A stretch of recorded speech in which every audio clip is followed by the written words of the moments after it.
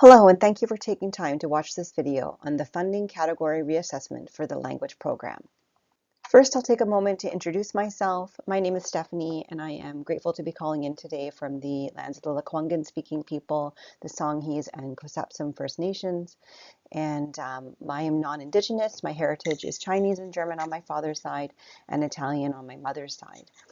I'm one of the program coordinators with the Language Program Grant, focused on the strategies that used to fall under the Pathways to Language Vitality Grant, and have been with the awesome team at FPCC for 2.5 years now.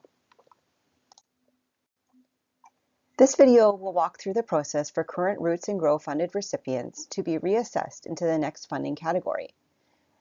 We will look at the process, the criteria for both Grow and Flourish funding, and the timeline. The Language Vitality Program's funding model reflects cycles of growth and the flourishing potential of language revitalization work within communities. It creates a pathway to nurture positive stewardship for language revitalization goals. Reassessment into the next funding category is available for teams who have multi-year funding agreements from our Cycle A, beginning April 1st of 2025, and are currently funded in the Roots or Grow category. First, I will review the criteria for Grow funding. If approved for Grow funding, it will be effective for the second year of your project. For Flourish funding, it will be effective for the second year of your project, and a third year will be added, extending the funding term to March 31st, 2028. Grow funding criteria. If approved in Grow funding, the funding allocation for the second year of your project will be increased to $200,000. The Grow funding category expects that project teams are expanding their work after having gained experience through 9 or more FPCC language grants. Your project team must include 2 or more people, with 1 person dedicated full-time to the project. If you cannot increase your project team without Grow funding, you will need to be able to describe how you plan to grow your team and how you will mitigate any challenges around hiring. For the Grow funding category, you will need to demonstrate at least 1 active partnership with another department, organization, or community that will contribute meaningfully to the implementation of the proposed activities. As we know, language revitalization requires efforts in multiple strategies and spaces within the community. For example, it may require documenting the language of fluent speakers while also developing teaching and learning materials alongside teaching the language to children and adults. Grow funding requires that project teams have 2 or more strategies. One of these strategies must be the development of a strategic long-term language revitalization plan through a language revitalization planning strategy. This strategy and FPCC's LRP program support the development of comprehensive long-term plans. We believe that with strategic long-term language plans, communities can revitalize their languages in a streamlined and strategic way. A fully approved language plan is required to be eligible for Flourish funding. FPCC has a strategic planning toolkit, which includes many helpful resources available on our website at fpcc.ca. For teams that are delivering language immersion strategies, you will need to describe how your program will achieve the minimum commitment of 200 hours of immersion per participant per year. Next, I will review the Flourish funding category criteria. If approved in Flourish funding, a third year will be added to your grant term. The funding allocation for the second and third year of your project will be increased to $300,000. The Flourish funding category expects that project teams are well established and are actively implementing multiple language revitalization strategies across the community. Your organization should have had 10 or more FPCC language grants. For Flourish funding, the project team criteria includes having a language department with at least 3 full-time staff members dedicated to the work. You will need to demonstrate at least 1 active partnership with another department, organization, or community that will contribute meaningfully to the implementation of the proposed activities. For the Flourish funding category, organizations have worked with their wider community to develop a strategic long-term language plan and have begun to, or are about to, put that plan into action. A fully ratified or approved strategic long-term language plan is required for funding in Flourish category. You must have 3 or more strategies in this funding category. For teams that are delivering language immersion activities, you will need to describe how your program will achieve the minimum commitment of 400 hours of immersion per participant per year.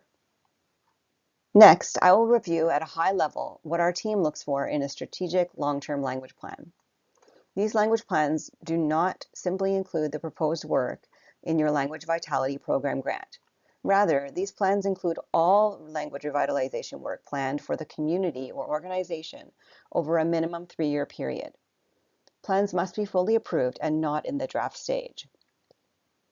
Language plans should be developed to follow your community's vision. This vision should be informed by community input and rooted in cultural values to guide the work. Language plans should have at least 3 clear goals identified that directly relate to the vision statement. The language plan term must cover the length of the grant term. For example, an eligible 5-year language plan term may be 2025 to 2030.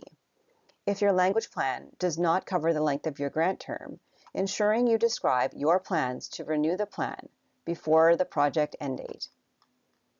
Language plans must include a multi-year operational budget or financial plan. This plan covers the full scope of the language plan, not just the project work being proposed to FPCC for the Language Vitality Program.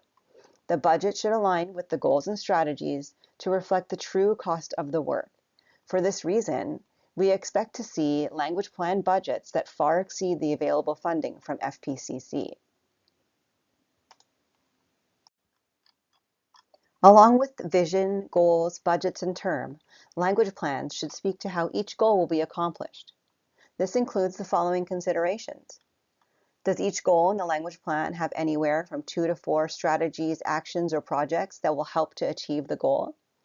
Your proposed work through the Language Vitality Program may only be 1 or 2 of these strategies. Do the language plan strategies clearly explain what to do to meet the goal, and are they measurable? Ensuring that you can measure and evaluate your plan's progress is crucial. Language plans should show how the project or advisory teams will follow up on the progress of the language plan in the future. The language plan should also include indicators that measure progress towards strategies and goals. The indicators of success should be clear and measurable and have both countable or quantitative and descriptive, qualitative indicators. Finally, language plans should demonstrate how the work will be implemented. Implementation plans should include a clear and realistic timeline for each goal and strategy. The plan should detail the prioritization of strategies, for example, which ones will happen first, and which ones are prioritized based on available funding. It should also identify the team intended to do the work, or a plan for building capacity. Next, I will speak to the reassessment process. To be considered for a change of funding category for Year 2, applications will move through a 4-stage process from February until June of this year. The first stage is to submit an expression of interest, or EOI, by Tuesday, February 17th. The expression of interest form is completed online and is a brief way to share how your program is ready and eligible to move into the next funding category. During the second stage, the FPCC team will review each expression of interest with care. If your EOI is approved to proceed to the peer review, you will be invited to update and submit your Year 2 and 3 application on the grant portal for full review.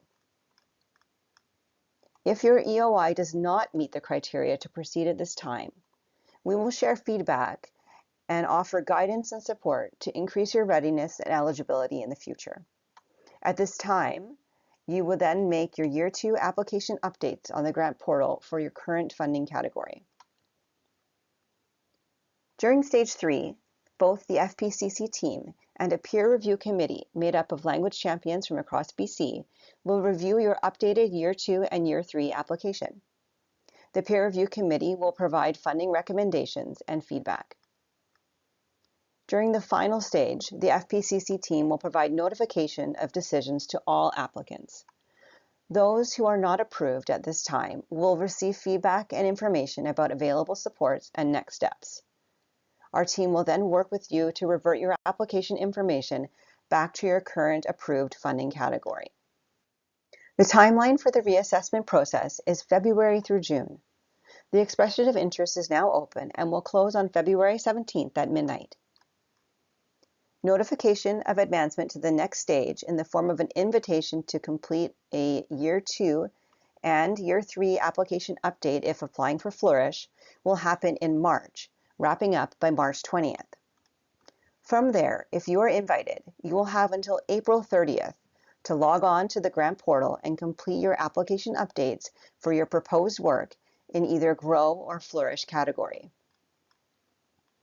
Between May and June, the FPCC team and a peer review committee will convene to thoroughly review these applications. Final notification of approval into the next funding category will happen by June 5th. Just like our grant application process, all those who apply for a reassessment will receive peer review feedback and may be asked to make some adjustments to their work plan or budget as a result of the review period. These updates must happen prior to a funding agreement amendment being sent for signing. Next, I will review the key details one last time. We encourage you to thoughtfully review the criteria for the next funding category and consider if you are eligible. Go online and submit your expression of interest by Tuesday, February 17th. We will also have a QR code you can scan in just one moment. If you are eligible and are applying to be reassessed into the Flourish funding category, your organization must have a strategic long-term language revitalization plan. This is different than an expanded project plan. After the expression of interest, if you advance to the next stage, you will update your application with the full details of your proposed work into the next funding category. This includes the work plan, timelines, details worksheets, budget, and more. Preparing for this step early may be helpful. Our goal is to ensure as many applications as possible are successful. However, if you are not, our team will work with you to gather your Year 2 application updates in your current funding category and provide support and guidance on next steps for eligibility in the future. To complete the expression of interest, you can pause this video and scan the QR code to access the online form. If you have any questions about this process, please don't hesitate to reach out to our team at languagegrant@fpcc.ca. As I come to a close, I want to share my gratitude for the time you have taken to review this video. Our team looks forward to connecting with you soon. Thank you.